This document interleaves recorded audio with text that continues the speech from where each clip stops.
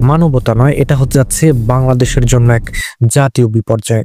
আরাকানে যদি বাংলাদেশের ভিতর দিয়ে করিডোর দেওয়া হয়, সেটা শুধু মানবিক করিডোর হবে না, তা হয় উঠবে অস্ত্র, মাদক ও বিচ্ছিন্নতাবাদীদের স্বর্গ।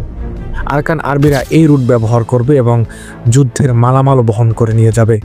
পার্বত্য চট্টগ্রামের বিদ্রোহীরা আবার জেগে উঠবে, মিয়ানমারের সামরিক সংঘাত ছড়িয়ে পড়তে পারে বাংলাদেশ সীমান্তে।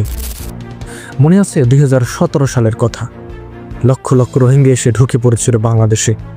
আজও আমরা সেই সংকট সামাল দিতে হিমশিম খাচ্ছি। আর এবার মানবিক করিডোরের নামে আবারও হাজার হাজার রোহিঙ্গা ঢুকবে বাংলাদেশে। আন্তর্জাতিক সংস্থার নাম করে তারা পুনর্বাসন হবে বাংলাদেশে। কক্সবাজার তো বটেই, এখন পার্বত্য চট্টগ্রামও বিপদে পড়বে। জাতীয় নিরাপত্তা থাকবে হুমকির মুখে। চীন মিয়ানমারকে সমর্থন দিচ্ছে, ভারত সেখানে সেনা মোতায়েন করে রেখেছে। এই দুই পরাশক্তির মাঝখানে বাংলাদেশ মানবিক করিডোর নামে গুড়িয়ে যাবে। বাংলাদেশ জড়াবে এক অনাকাঙ্ক্ষিত যুদ্ধে যার কোনো শেষ নেই। ভারত মনে করবে বাংলাদেশ চীনের ঘনিষ্ঠ হয়ে যাচ্ছে, আর চীন চাইবে বাংলাদেশ তার স্বার্থে কাজে লাগুক। আন্তর্জাতিকভাবে বাংলাদেশ তৃতীয় পক্ষ হিসাবে যুদ্ধে জড়াবে।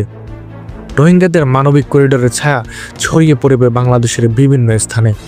সামাজিক অপরাধ বেড়ে যাবে, স্থানীয় মানুষদের মধ্যে ক্ষোভ জন্মাবে, গণবিক্ষোভ, দাঙ্গা সবকিছুর ব্যাপার মাত্র।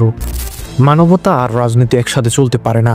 যখন জাতির অস্তিত্ব হুমকির মুখে, আরাকানে করিডোর নয়, বাংলাদেশের সীমানা, সার্বভৌমত্ব আর স্থিতিশীলতার প্রশ্নে আছে সবার আগে।